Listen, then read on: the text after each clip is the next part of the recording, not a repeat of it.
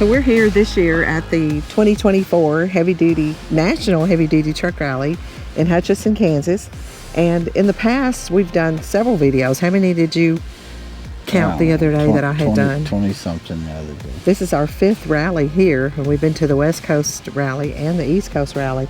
But anyway, in all the videos, I sometimes have comments from some of you guys that want to see the different beds, the truck beds, and the build outs and how they all have them built. So today we're going to show you a photo of, I think I have a photo of everyone here. I don't know. So that's going to give them a lot of options. Yeah. You can see from short singles to some with just balls on the back to beds. This one's a little unique. If you've heard of Greg Shields in Canada, this is what they call his Cann Bed. The one behind us. Yeah, it's probably gonna talk to Rick and about it. But there's some that's not built out at all yet. That's what I'm talking about. There's just some of them just have a ball and use a gooseneck. Some of them have just fender covers. Some of them have just rails up on their bed to run a smart car up. Then you've got very elaborate ones here. Hi, my name's Randy Metz. We're here with Rick Trammell. Yeah. And we're going to be talking about him with the, he bought a truck from, I'm assuming you brought the truck from Greg, or you took the truck to I took the truck to Greg. Took the truck to Greg Shields in Canada and had one of his Cann Beds put on here. So we're going to be looking at the Cann Bed and the features for it and the weight and how sturdy it is. All right. So I guess we can if you look at the way the bottom of the Cann Bed stuff is honeycomb. I'm assuming it's I'm trying to remember what it's made out of. It's like a blend from what he explained between carbon fiber and fiberglass. It has the mesh of fiberglass, but it's not it doesn't fracture like fiberglass does. I think the resin that holds it all together is a different kind of compound, so it can handle the weight of a full-size Jeep up there. So we load up our car, motorcycle, and 2 e-bikes before the trailer, and it sits just fine. It looks very sturdy. I saw some videos with Greg and them with sledgehammers out there beating on it one day trying to crack it. But yeah, we also used some scrap material, and we built steps for the 5th wheel. I saw that out of that Cann Bed material. Yeah, because our steps ended up being just a tad bit short. Yeah. But I guess it's a very long bed. The weight on it is less than carbon steel. Yeah. I know you've probably already weighed it, but I don't know what the weight difference is on the Cann Bed and the steel. We were talking the other day. You were saying that you're about. I'm almost as long as you are. Not quite, but I'm close. I'm 18.4 from the back of deck. I'm 18.4 of deck. And I think I'm 15 and a half, maybe 16. And you said empty, just the truck is how much? 21,000. Oh, you're 21,000? Yeah. Okay. I'm 23. Empty with the truck. Okay. Empty, yeah, I think I was 21. I had my toolboxes and fuel, the drum and all that. Yeah, so I'd have to go back and look. I want to say I was right at 20, a little over 21. Okay, yeah, so about the same, I guess. I was always imagining the steel bed would be a bit heavier. I would too. I talked to somebody that had a steel bed that was about that length. Wait, I'm gonna look. You know, made me curious. I thought it was you. You know, made me curious now. He was saying it was more like 32,000 pounds. Yeah, because I had waited whenever I was on my way back. Okay. Is this it? Nope.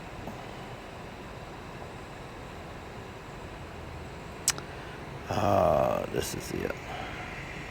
Yeah, 21.9. 21.9. I'll be done. 21.9. All right. But that's with nothing, no drone box, no tools, no nothing. Okay. Completely empty. Okay. Because that's whenever I picked it up from Greg, I had waited on the way back. I see. And I mean, I've got every compartment full. I mean, that's got a lot of wood in there. And then the ramps and toolboxes, and it goes all the way back. Wow. I've never seen somebody haul a lot of firewood. That's, being from Oregon, you got to bring it with you. So that's a lot of ponderosa pine from Central Oregon. See, I'd have it crammed full of tools or something. That's on the side. Now you've got four compartments between the two? I've got one big compartment back here that's 4 foot wide. Okay. And I think 20-something inches deep. And that's where my ramps go. They slide and they put a compartment all the way across and they slide in the bottom. Yeah. And then I've got another compartment that sits right here, but it's only 3 foot wide. Okay. So yeah, they didn't give me one there just because that's where the whale tail was. Yes. So where do your ramps go? My ramps are in this other whale tail. I was kind of concerned about the width of the ramps on the folding, the smart car ramps, and so I had Greg make me a set of the Jeep ramps. Oh, the split ones? Yeah, I'm kind of questioning that decision now just because they're so heavy. Yeah, you got to put them together. You got to put them together. These are the H blocks for that. We had a windy day, so I brought them out and used them as some weight. But when she and I bring those out, there's some wrestling involved because you got to build them upside down, turn them right side up, and then lift them. And I noticed, like when I seen Dave and Sandra do it, Dave just sets them, walks over, and you're not having to pack them as much. That's what I got. I got the same ones that Dave and them's got. Where'd you get yours at? Greg? Greg. Okay. But you can get them off the internet. I think it's Ramps R Us or Ramps something. Ramps. Are yours like a foot wide, or are they narrower than that? No, they're about 11 inches, 11 and a half inches wide. Okay. Very good. But they're 12 foot long. They're 6 foot when they're folded up. Okay, that's about what these are. Right on. But I guess ET hitch with the camera. ET hitch with the camera. Yeah, the cab cam, that's the only way to go as far as the camera is concerned. Yeah. It's a hardwired job. It's not a it doesn't run off like a Bluetooth connection, but it gives you a very good image. I couldn't believe after hitching up with my 1-ton and just using, there was a camera on the back of the cab, but the distance made your alignment kind of come into question. And I was always banging into it and coming back. And with this thing and the white stripe, I've never not just slide right up in there. Yeah.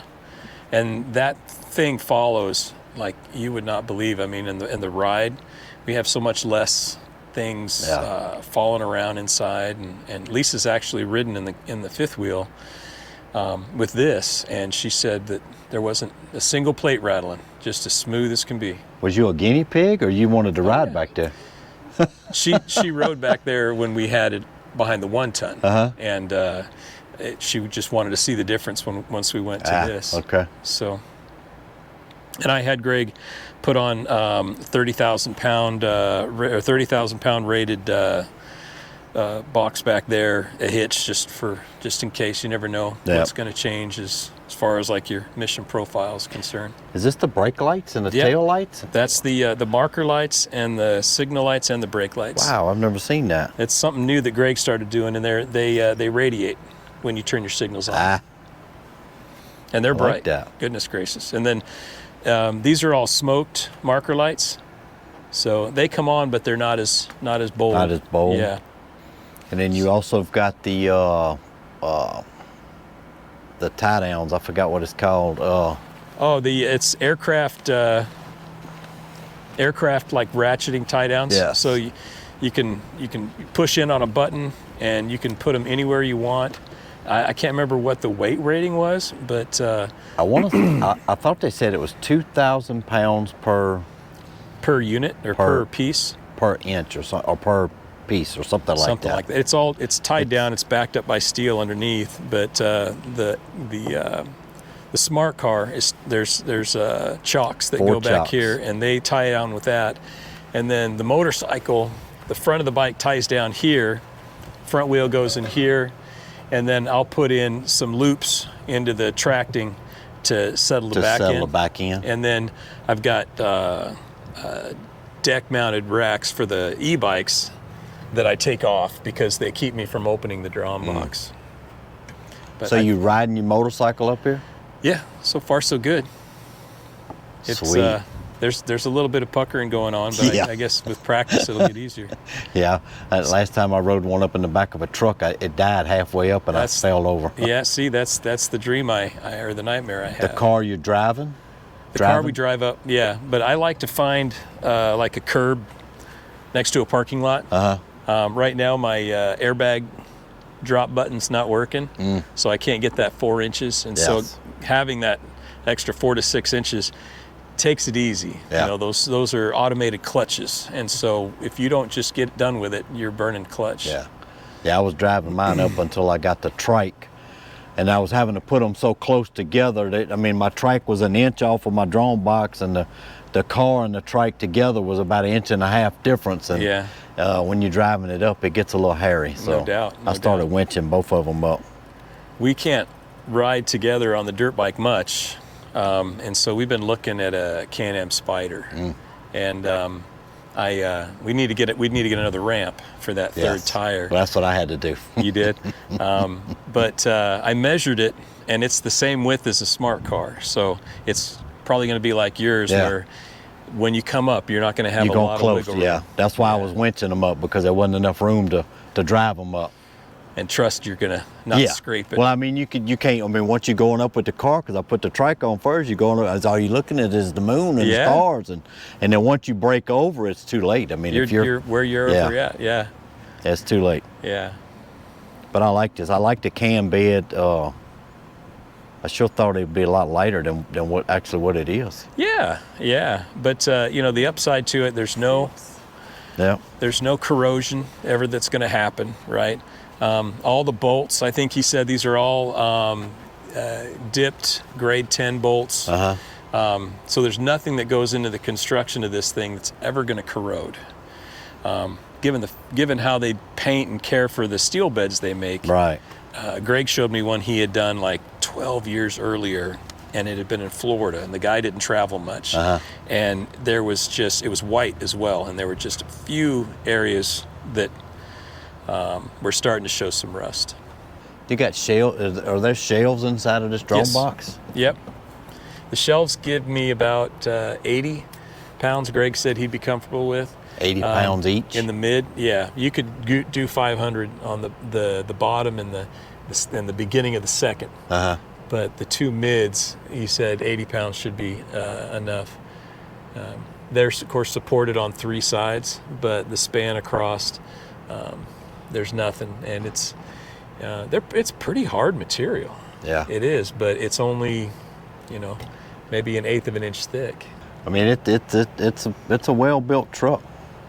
I like it. I like to see how it holds up over time. I mean, I don't know how many of these he's made, but I think it's probably been maybe less than a dozen. Yeah, there was somebody here last year that had one, and I never got a chance to go down and look at it, but there's this one, and I think there's another one down here that's got a Cann Bed on it. Okay. I want to say I saw one down here this morning with a Cann Bed on it.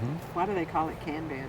I think that's the name of the material, I think. I was either that or it's a bed from Canada. I can't tell, but yeah, I don't know. He was calling it a Cann Bed. I didn't know if it was short for something. It's one of the other. Yeah, that's a good point. One of the other upsides to this is Greg had somebody that he was telling me the story that he had a guy that got rear-ended in this, and it crunched up part of the whale tail. The whale tail. And so he got a hold of Greg. Greg said, "Send me the piece, or give me a picture." And then he keeps a CAD drawing of every build. So he went back to the CAD drawing, and then cut another piece, sprayed it to match, and dropped it in a box and mailed it to him, and he bolted it back on. So that alone was a bit of a selling point, because when you look at these beautiful RVH lifestyle beds made of steel. There's some work that would go into taking a dent out of one of those. Yeah. Now, it'd take a heck of a hit to dent them, but they're not as easy to. You can't bolt on and bolt off on those. That is pretty slick.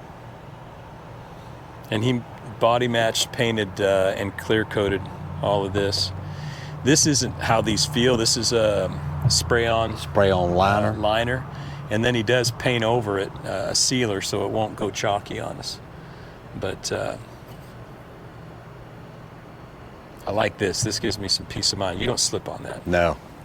That's a very, very unique way of doing beds. And I want to say his videos that I saw was that he can do a bed in a whole lot less time than it takes to fabricate one out of steel.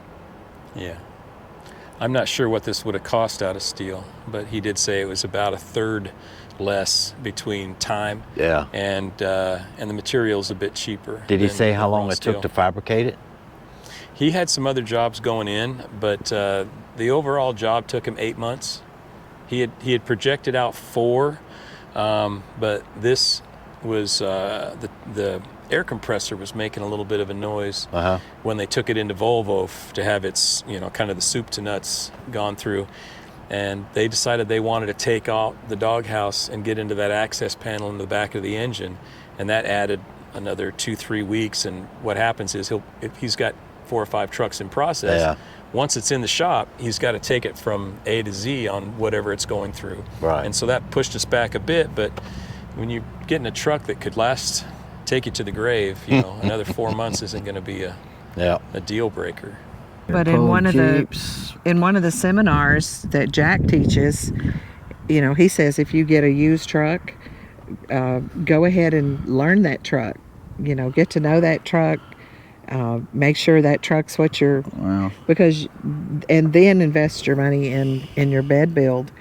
And some are building, some are in the process of. Some of the photos you see, they're in the process of building, so they're not completed yet. Right. But just a lot of different options. Yeah, if you know anything about it all, but there's, and here again to use, it's Jack's term, mission profile, but there's one over here, it's got a car on it, some of them have Jeeps on them, some have side-by-sides, motorcycles, smart cars. Different drone boxes. Yeah. Some have toolboxes along the fender skirts. Yeah, some don't. Some don't have any boxes at all. Some of them are still using them commercially. And not just for recreation. So I've seen a couple with the commercial hitch, and then they have a ball, so they pull the trailer with a fifth wheel ball. Not with a fifth wheel, with a gooseneck ball. Gooseneck ball. Yeah. So there's lots of different options if you're looking into building a truck out for an RV hauler. Yeah. Not going to show you a lot of the seminars this year. I don't think I showed you much of that last year, but make plans to attend a rally. There's lots of good information here. Yeah, I think pretty close to every year that we've come, at least, it doesn't necessarily mean they hadn't had their truck for a while or their rig, but most of them, from 47 to 50% of the people that's come in the last 5 years this is their first rally, first time comers. So I think he says like 47, 48 this time. So yeah, and you can see something different every time you come. And there's a few that we've been following over the years, so we're going to have a video coming pretty soon of that. Randy Metz that we met here, he's made a lot of changes over the years. Joe, we call him Jersey Joe. Yeah, most especially Joe. He's bought his truck, and he's in the process of building his bed, and he's got part of it built, so we're kind of following him along. And Mark Baumgartner, he had the canopy on the back of his truck that he hauls the vehicle in, and he's totally redone his truck now. He has totally built a box. He has a box on it, so we're going to do some follow-up with him. Fergie, that was here last year, waiting for his truck to be built by Jack. He has his truck this year, so I'm going to get a video together of all them and their upgrades and have that in the next few weeks. She's going to stay busy. I'm going to walk around and talk to people. All right, but yeah, it's a fun week. It is. It is, and we've already met lots of new people, and that's the part that I enjoy the most. Is the people we're meeting. You hear me say that all the time, but in reality, okay, we got to talk about Todd from Texas. You can talk about Okay, what's the name of his rig? Overkill. That's the name of his truck. Because some people think these big rigs are overkill and pulling, but they're not. Some of these trailers are heavy, and it's safer to pull with these big rigs. But his daughter... was it his daughter or his sister-in-law? His daughter. You sure it was his daughter? I think she's 14 or 15 years old. So his daughter watches our videos with him. Oh, okay, yeah. And what was it she said about you? She said in reference to him as well, said he looks grumpy like you are, but he's really not. So maybe I'm getting through to somebody that I'm just not a grumpy old timer. But anyway. But I did get the church service, so this was a first for the rally. They asked Ricky to do the church service yesterday. We talked about it, kind of. Yeah. I volunteered, or we come together with that.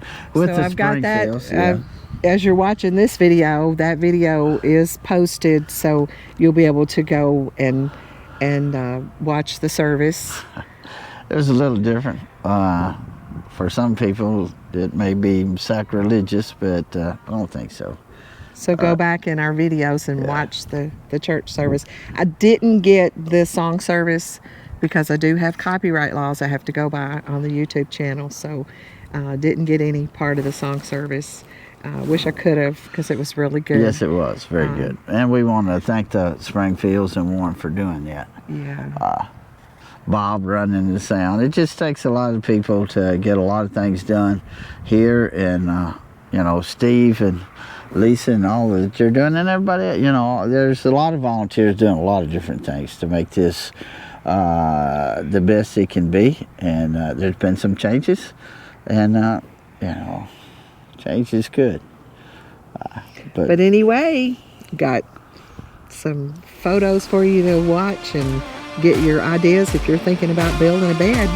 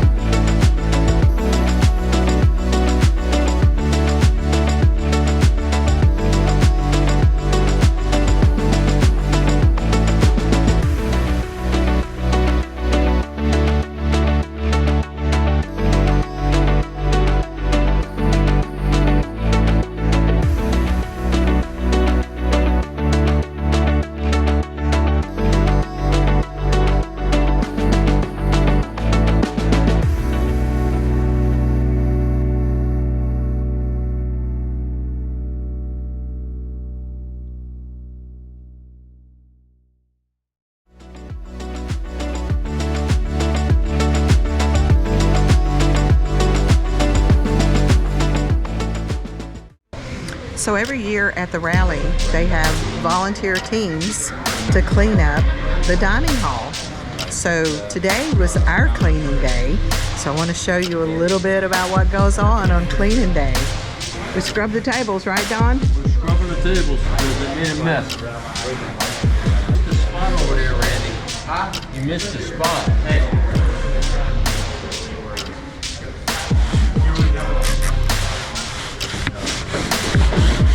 Did you miss a spot? Yeah, I missed a spot.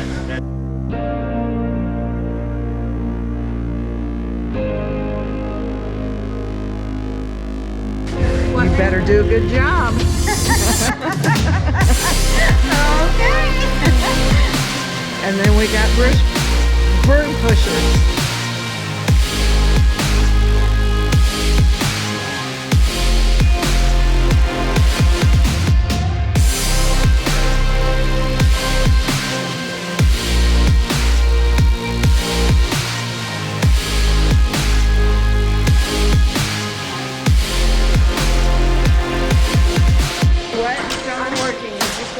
Oh, you're working.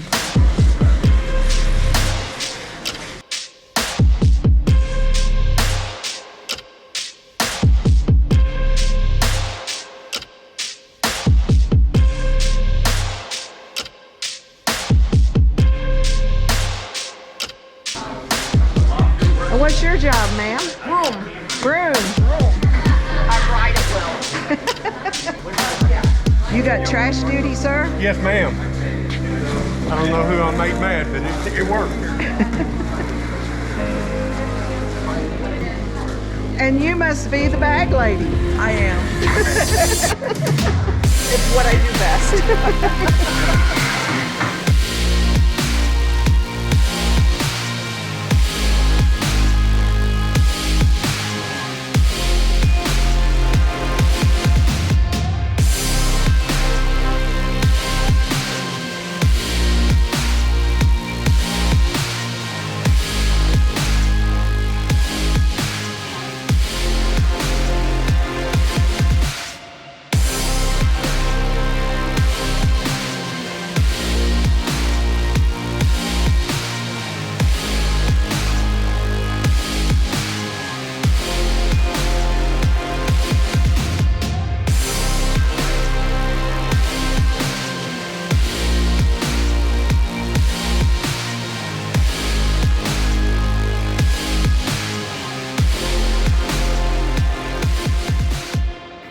And we want to say thank you to all of you that we've met this week. Oh, absolutely. It's been wonderful meeting you in person. Yeah. And some of you are our subscribers and followers that we've met this week. And we want to say thank you to everyone else that watches our channel and follows us along. So after the rally, we're going to be heading to Missouri with a group. Yeah. Several of us. We're going to Branson. And then from there, we'll go home for a month in Tennessee. So we'll get to see all of our kids and family and for Thanksgiving. And then we're heading on to Texas. Yep. T's for Texas and T's for Tennessee. So we want to thank you all for following us along as we are soaring together and living life in different places. Kansas. Thanks for watching.